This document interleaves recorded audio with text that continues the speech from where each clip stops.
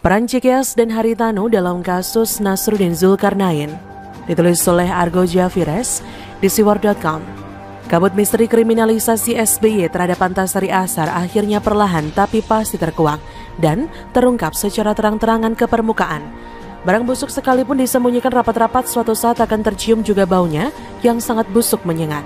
Kriminalisasi dan penyelewengan hukum di masa lampau selama masa pemerintahan SBY satu persatu mulai terungkap ke permukaan. Mulai dari pemberian gerasi 5 tahun penjara untuk terpidana kasus narkoba asal Australia, Scapel Leh Corby.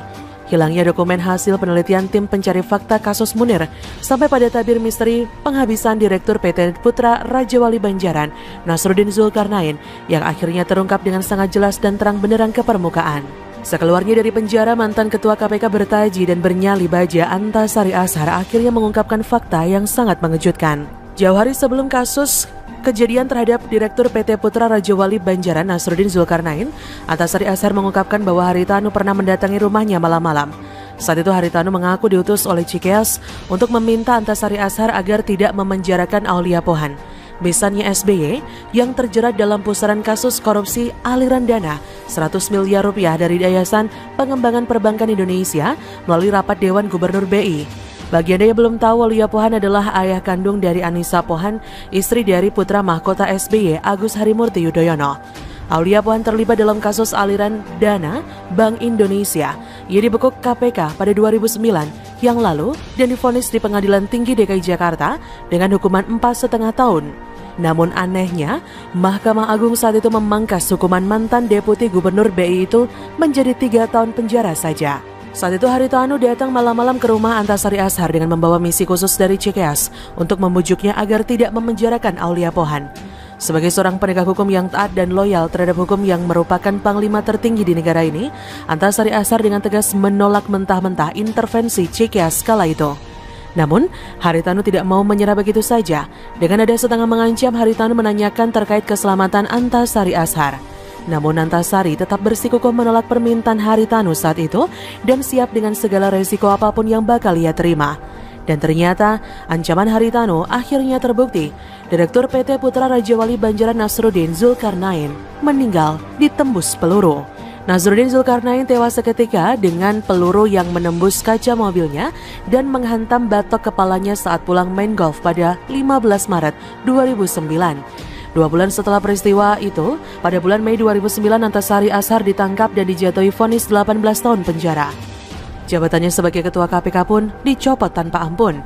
Antasari dituduh terlibat dalam kasus almarhum Direktur PT Putra Raja Wali Banjaran Nasruddin Zulkarnain. Antasari adalah contoh nyata korban kriminalisasi di era SBY saat berkuasa menjadi presiden selama 2 periode. Setelah bebas bersyarat, Antasari meminta SBY jujur mengenai kasus kriminalisasi yang menjeratnya. Jabatannya sebagai Ketua KPK pun dicopot, sengsara lahir dan batin, dan harus meninggalkan keluarga akibat perbuatan terselubung politik kotor Cikeas saat itu. Di era Presiden Jokowi, Antasari Ashar akhirnya memperoleh gerasi bebas bersyarat. Setelah bebas dari penjara, Antasari mengaku sudah siap mati dengan buka-bukaan mengungkap fakta kedatangan Haritanu yang diutus Cikeas ke rumahnya malam-malam. Sebab jika fakta itu tidak diungkapkan beliau, maka kasusnya akan terus diselimuti kabut misteri. Bagaimanapun juga, keadilan harus ditegakkan. Antasari Ashar pun meminta SBY buka-bukaan mengenai siapa-siapa saja aktor di balik kriminalisasi itu. Apa saja yang SBY perintahkan untuk melakukan rekayasa dan mengkriminalisasi dirinya, namun tidak digubris oleh pihak Cikeas. Bahkan menanggapi pernyataan Antasari Ashar, Sekjen Perindo saat itu Ahmad Rafiq mengatakan bahwa apa yang disampaikan Antasari adalah bentuk dendam politik. Padahal sejarah mencatat selama karir Antasari Ashar dalam bidang hukum, beliau tidak pernah terjun dalam kancah politik, pun ketika masih menjabat sebagai Ketua KPK. Dengan terkuaknya peristiwa kedatangan Haritanu ke rumahnya Antasari Ashar, integritas dan kapabilitas SBY sebagai mantan penguasa akhirnya kini rontok. Bagaimanapun juga dalam perspektif hukum, kriminalisasi adalah pelecehan serius terhadap konstitusi dan hukum serta segenap lembaga yudikatif yang independen yang harus bebas dari segala bentuk intervensi. Akibat kriminalisasi yang dilakukan terhadap Antasari Ashar, beliau harus mendekam di balik jeruji besi penjara selama 8 tahun lamanya. Sehingga para koruptor berpesta pora merampok uang negara selama era pemerintahan SBY. Kura-kura begitu. Bagaimana menurut Anda? Silakan tulis komen Anda di kolom komentar, like, subscribe, dan share di sosial media kalian. Artikel ini bisa Anda lihat secara lebih lengkap di laman siwar.com. Terima kasih sudah menyaksikan channel Suara Rakyat. SBY pernah disentil Tito Karnavian, ditulis oleh Argo di siwar.com. Tito Karnavian pernah ungkap bahwa HTI dulu hampir dibubarkan Polri pada 2013 yang lalu. Namun karena SBY yang saat itu menjadi presiden terkesan ragu, HTI akhirnya batal digebuk. Pengakuan ini diungkapkan oleh Tito Karnavian saat masih menjabat sebagai Kapolri.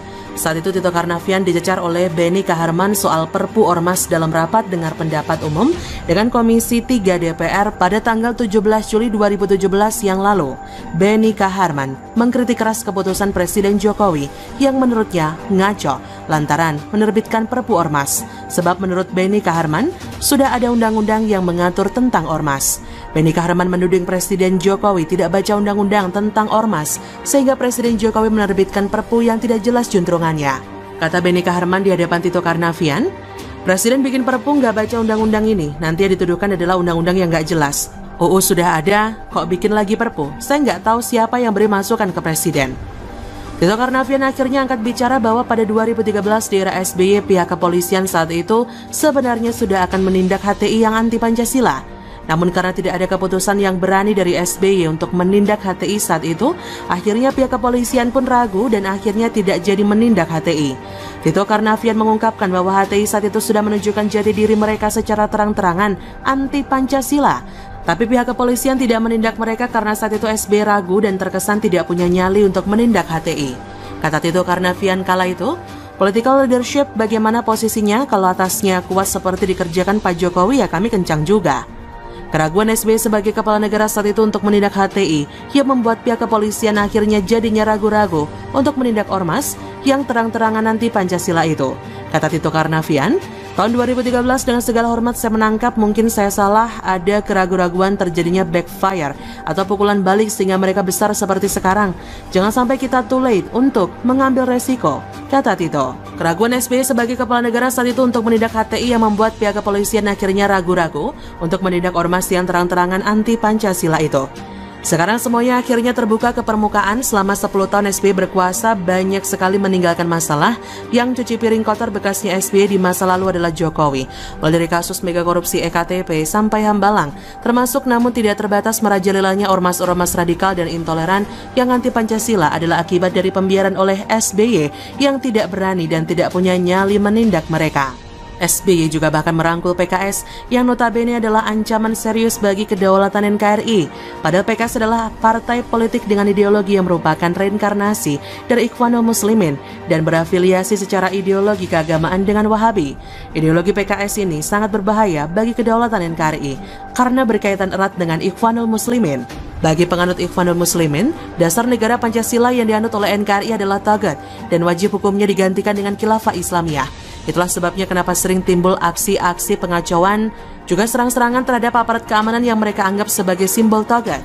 Tujuan besar kelompok Wahabi untuk mengkhilafahkan Indonesia dengan memancing sentimen etnis dan agama di Indonesia untuk menggiring ke arah sekretarianisme dan perpecahan. Dengan mengusung nafas IM, PKS mengusung wacana pembentukan negara Islam berbasis khilafah di Indonesia secara halus dan terselubung. Tapi di era SBY, PKS justru dilangkul dan dijadikan koalisi di mana menteri kabinetnya pun diisi oleh orang PKS. Di era Presiden Jokowi, para kaum khilafah anti Pancasila itu tidak berkutik. PKS tidak mampu berbuat banyak seperti di era SBY dulu. Oleh Presiden Jokowi, negara yang sudah berdiri selama puluhan tahun ini tidak akan pernah bisa diutak-atik oleh ormas-ormas termasuk namun tidak terbatas partai politik penolak Pancasila dan NKRI. Jadi kalau Ibas, Anissa Pohan, dan para kader Demokrat saat ini mati-matian berjuang meracuni alam bawah sadar rakyat Indonesia bahwa SBY jauh lebih baik dari Jokowi, maka pernyataan Tito Karnavian saat itu adalah sinyal yang kuat bahwa SBY adalah kepala negara yang rapuh dan cari aman sendiri. Masih mau pilih partai yang melahirkan pemimpin egois yang rapuh model begini ini? Kalau saya sih ogah, entah kalau yang lain kura-kura begitu.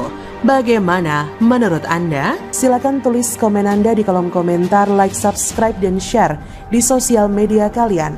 Artikel ini bisa Anda lihat secara lebih lengkap di laman siwar.com. Terima kasih sudah menyaksikan channel Suara Rakyat. Demo gagal, JK turun gunung, makin liar, ditulis oleh Nina Nur di siwar.com. Begitulah politik yang dulu berpasangan bukan berarti berteman. Yusuf Kala, JK, memang pernah menjadi partner Presiden Jokowi sebagai wakil Presiden RI. Namun bukan berarti bahwa JK ini merupakan sohib setia seorang Jokowi. Sangat terlihat jelas sikap dan posisi yang diambil oleh